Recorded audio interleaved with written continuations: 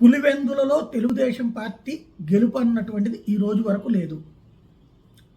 దాంట్లో గెలవాలన్న ప్రయత్నం జరుగుతుంది. ఒకప్పుడు సతీష్ రెడ్డి, ఆ తర్వాత కాలంలో బీటెక్ రవి నడుస్తోంది. పార్టీ పరంగా అయితే ప్రయత్నిస్తున్నారు. ఓ ఫిక్స్డ్ ఓట్లు అయితే ఖచ్చితంగా ఉంటాయి, డిపాజిట్లు అయితే దక్కుతుంటాయి, కానీ గెలవడం అయితే అసాధ్యం అవుతుంది.